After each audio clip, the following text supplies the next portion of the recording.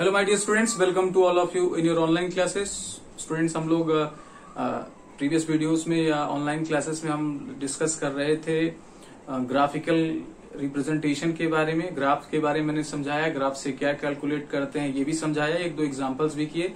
आज हम लोग इक्वेशंस ऑफ मोशन को ग्राफ से डिराइव करेंगे, तो इस वीडियो को बहुत ही केयरफुली देखिए। हालांकि ये बताया जा चुका है पहले भी, लेकिन बच्चों को समस्या आती है इस टॉपिक में, इस वजह से इस टॉपिक को मैं दोबारा कर रहा हूँ और आपको समझ में जब तक नहीं आएगा तब तक करते रहेंगे, ठीक है।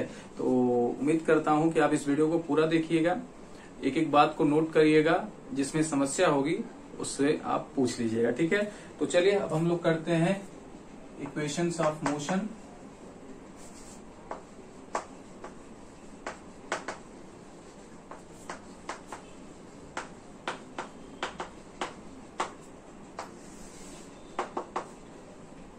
ग्राफ के थ्रू करेंगे, ठीक है।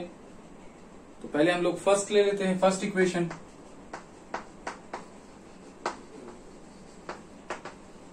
फर्स्ट इक्वेशन क्या है? V is equal to U plus eighty.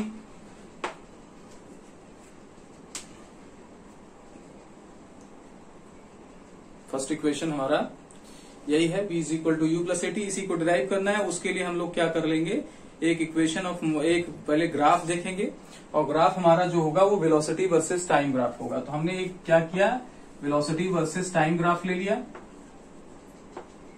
ठीक है। क्योंकि वेलोसिटी और इसमें इनिशियल वेलोसिटी इन्वॉल्व है, फाइनल वेलोसिटी इन्वॉल्व है, एक्सीलरेशन इन्वॉल्व है और टाइम इन्वॉल्व है।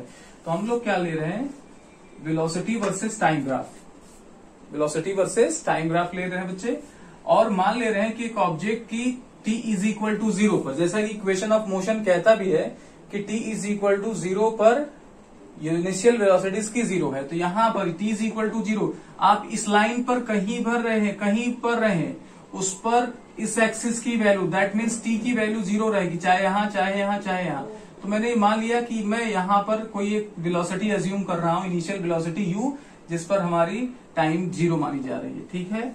फिर ये ऑब्जेक्ट मूव किया, ये वेलोसिटी एक्सिस है आपका, और ये ऑब्जेक्ट मूव करके इसकी वेलोसिटी अपनी कर लिया v। फाइनल वेलोसिटी कितनी हो गई, v हो गई। और इस दौरान जो टाइम लगा वो टाइम सपोज कर लीजिए t लग रहा है। क्लियर हो रही बात, ठीक है। तो ये हमारा ग्राफ है। अब इसको हम लोग और मॉडिफाई करेंगे, मतलब और अपने रिक्वायरमेंट के अकॉर्डिंग इसको सेट करेंगे, और फिर देखेंगे किस तरीके से हम इक्वेशन ऑफ मोशन डिराइव कर सकते हैं, ठीक है। अब आप देखिए, इस पॉइंट को ओरिजिन O से रिप्रेजेंट करते हैं, इसे A ले लीजिए, इसे B ले लीजिए और इसे पॉइंट C ले लीजिए, ठीक है। तो OA क्या रिप्रेजेंट कर रहा है, here OA is equal to initial velocity, मतलब ये डिस्टेंस क्या रिप्रेजेंट कर रहा है, ये हाइट क्या रिप्रेजेंट कर रहा है, इनिशियल वेलोसिटी, जिसकी वैल्यू हम लोग u सपोज कर रहे हैं। Okay my dear students, now O से लेके B तक की दूरी, ये रिप्रेजेंट कर रहा है फाइनल वेलोसिटी, और इसकी वैल्यू हम लोगों ने यहां से यहां तक की वैल्यू को क्या सपोज किया हुआ है, v।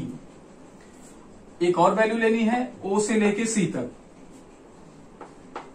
OC क्या रिप्रेजेंट कर रहा है, टाइम, यानी u वेलोसिटी से v वेलोसिटी होने तक जो टाइम लग रहा है उसको डिनोट कर रहा है, टाइम, और इसको हम लोग t मान रहे हैं। आ रहा है बात समझ में, ठीक है। चलिए, अब ये मेरे ख्याल से आपको पूरी बातें, रिप्रेजेंटेशन समझ में आ गया कि कौन सी चीज क्यों ली गई है। अब हमें देखिए, हमारे पास v भी है, u भी है, t भी है, लेकिन एक्सीलरेशन नहीं है। तो हमें ये चीज मालूम होना चाहिए कि वेलोसिटी टाइम ग्राफ पर स्लोप क्या होता है। तो मैंने आपको बताया था, कोई भी क्वांटिटी आपको तुरंत जानना हो कि इसका क्या वैल्यू आएगा, तो आप तुरंत क्या कर लीजिए, y एक्सिस की वैल्यू को x एक्सिस से डिवाइड कर दीजिए। तो y वैल्यू, y पर वेलोसिटी है और x एक्सिस पे माय डियर स्टूडेंट क्या है, यहाँ पे टाइम है। तो ये क्या देगा बताओ, वेलोसिटी आपको ऐसा कोई वेलोसिटी अपॉन टाइम का फॉर्मूला नहीं दिखे होगा, लेकिन ये दिखा होगा change in velocity upon time. लेकिन अगर इस एक्सिस पे बेटे अगर हम क्या करेंगे, कहीं दो वैल्यूज लेंगे, जैसे यहाँ u लिया है, यहाँ b लिया है, v लिया है, तो ये वेलोसिटी में चेंज ही है। तो इस एक्सिस पे वेलोसिटी पे चेंज मिल जाएगा, इस एक्सिस पर टाइम मिल जाएगा, दैट मीन्स आपको change in velocity upon time मिलेगा, और ये क्या होगा, एक्सीलरेशन। तो एक्सीलरेशन भी आ जाएगा। इट मीन्स इस फर्स्ट इक्वेशन में जितने वेरिएबल्स हैं वो सारे वैल्यूज आ जाएंगी अगर हम इस पर स्लोप ले लें।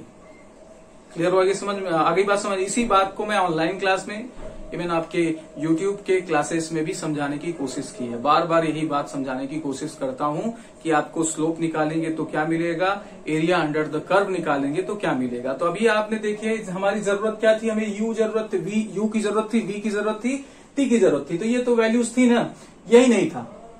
और इसी ग्राफ से हमें निकालना भी है। तो हमने दो रास्ते हैं हमारे पास, या तो एरिया अंडर द कर्व देखें, या दूसरा हम देखें कि ये स्लोप कितना देगा। तो पहले हम लोग स्लोप ही निकाल लिए। स्लोप का हमें जो वैल्यू मिलने वाला है वो एक्सीलरेशन में मिलने वाला है, इसलिए हमारा जो फंडा है वो क्लियर हो गया। That is we are going to take the slope of this curve. ठीक है, अब स्लोप कैसे निकालते हैं, क्वेश्चन ये है, स्लोप कैसे करते हैं। इस वैल्यूज को याद रखिएगा, बोर्ड पे जगह कम होने की वजह से हम इसको मिटा रहे हैं, आगे इसका यूज करेंगे।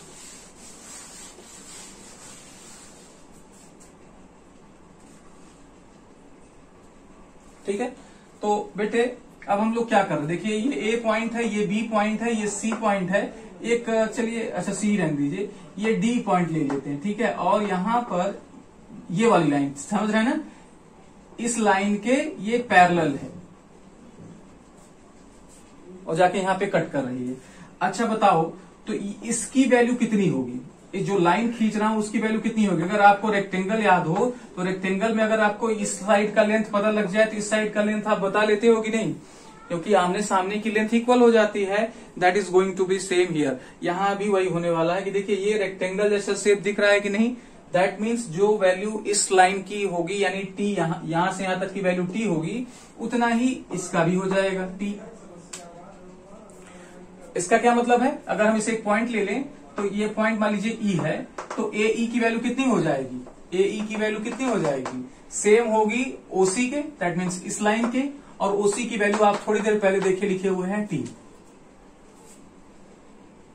बहुत कॉम्प्लिकेटेड नहीं, बहुत सिंपल तरीके से जाना है, नहीं कि बहुत स्ट्रेस लेने का, ये कैसे होगा, अरे यार नहीं हो रहा, पता नहीं क्या हो रहा है, कुछ नहीं। एक एक स्टेप्स को आराम से दिमाग को शांत करके समझते चलना है। ऐसा स्ट्रेस लेके चलेंगे तो ये तो नहीं आएगा बेटे, ठीक है, इसलिए घबराने की जरूरत नहीं है। और इससे क्वेश्चन आना तय है, मतलब आप मान के चलिए इससे क्वेश्चन आपको मिलेगा, तो इसलिए सीखना भी जरूरी है। नाउ अगर अब हमें इसकी वैल्यू पता लग गई तो हमें इस चीज की वैल्यू भी चाहिए। मतलब ये जो मैं ड्रॉ कर रहा हूं डी पॉइंट से ई पॉइंट तक, हमें यानी लेंथ चाहिए किसकी, डी ई की। अच्छा डी ई देखिए ये है ना, और ये किसके इक्वल है, ए बी के इक्वल है कि नहीं। तो ए बी का क्या वैल्यू होगा बताओ, ये आपकी जीरो लाइन है, यहां तक ए है और इसकी वैल्यू यू है, और यहां तक बी है, ये पॉइंट बी है और इसकी वैल्यू बी है। मतलब ये पूरा पूरा यहां से यहां तक v है और यहां से यहां तक u है, तो ये बची हुई वैल्यू कितनी हो जाएगी, बात समझिए, ये आपका u है और ये आपका v है, तो ये वाली वैल्यू कितनी हो जाएगी भाई, टोटल में से ये माइनस कर दें तो ये वैल्यू पता लग जाएगी। तो ये वैल्यू कितनी हो जाएगी, v माइनस यू हो जाएगी। तो ये वैल्यू v माइनस यू होगी, दैट मीन्स अगर यही इसके इक्वल आ रही है तो ये भी v माइनस यू हो जाएगी।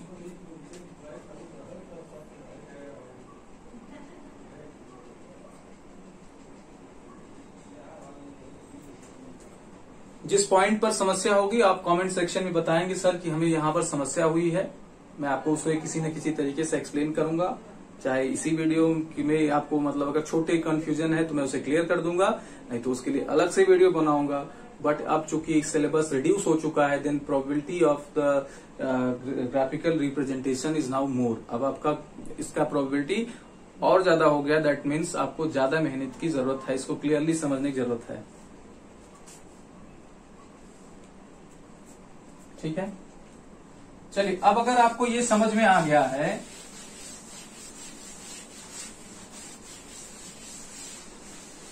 सब बातें नोट कर लेना, ठीक है।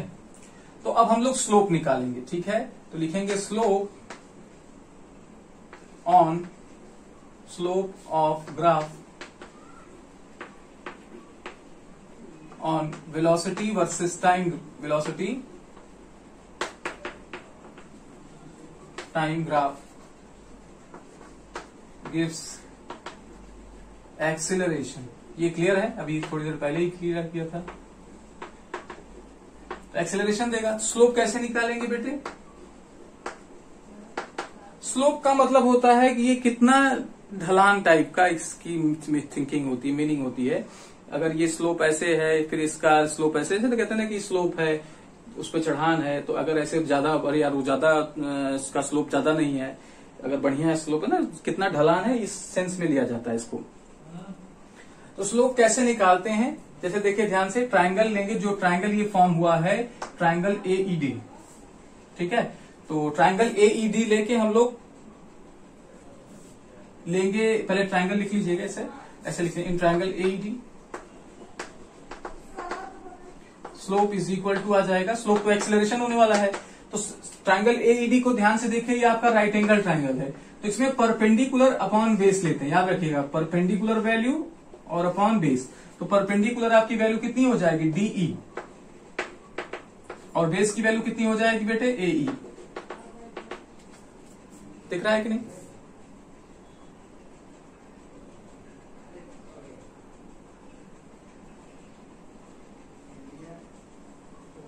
चलिए, अगर दिख गया है तो आगे देखते हैं।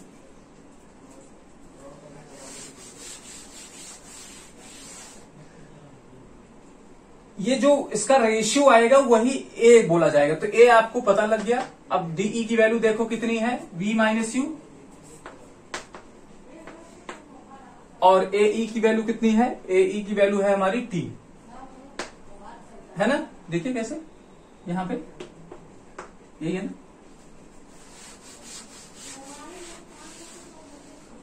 चलिए, अभी नेक्स्ट क्या करना है? T को यहां पर ले जाना है। इधर क्या बच जाएगा? V minus you. Next line में क्या करेंगे? नेक्स्ट लाइन में माइनस यू को इधर ले आएंगे, तो उधर माइनस में है, इधर आके बेटे क्या हो जाएगा? प्लस में हो जाएगा। तो ये AT plus U is equal to V।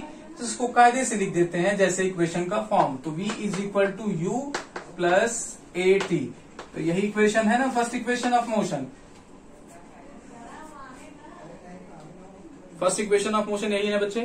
तो हम देख रहे हैं कि यहां से हमें first equation of motion derive हो चुका है। इसी तरीके से हम लोग आगे के इक्वेशंस को करेंगे, लेकिन आप पहले इस पूरे वीडियो को ध्यान से देखिएगा कि कहाँ आपको समस्या आ रही है। बहुत स्लोली मैंने इसीलिए किया कि अब हमारे पास सिलेबस बहुत पढ़ने को है नहीं, मतलब पहले के मुकाबले सिलेबस अब 70-80% बचा है। तो जो चीजें बची हैं वो एग्जाम में आने की ज्यादा प्रोबेबिलिटी है, और उसमें टफेस्ट पार्ट आपका ग्राफिकल रिप्रेजेंटेशन होता है। अच्छा, न केवल बेटे आपको 9th-10th में प्रॉब्लम फेस होगी इससे रिलेटेड, आपको 11th-12th में भी यही चीजें, अगर आप को मैं ही पढ़ाऊंगा तो ये फिर से ही पढ़ाना पड़ता है। तो एक बार यहाँ क्लियर कर लीजिए तो आपका वहां से भी मुक्ति हो जाती। दैट मीन्स वहां भी आप कॉन्फिडेंट रहेंगे कि यार ये पोर्शन मुझे आता है और अच्छे से करूंगा मैं या करूंगी। ठीक है, तो आई होप आपको ये समझ में आया, और समझ में आया तो प्लीज आप नीचे बताएंगे आज कि सर ये equation of first equation of motion clear है, तब हम लोग सेकेंड का वीडियो आपको अपडेट करके देंगे। ठीक है, अपलोड करके देंगे। ओके माय डियर स्टूडेंट्स, तो आज के लिए इतना ही। उम्मीद करता हूं कि आपको समझ में आया। तो समझ में आया तो इसका नोट्स बनाए होंगे तो अच्छी बात है, उसको फिर से रिवाइज कर लें। नहीं जो बनाए हैं वो फिर से नोट्स बना सकते हैं। ठीक है, तो चलिए आज के लिए इतना ही, मिलते हैं नेक्स्ट वीडियो में। तब तक के लिए थैंक यू वेरी मच।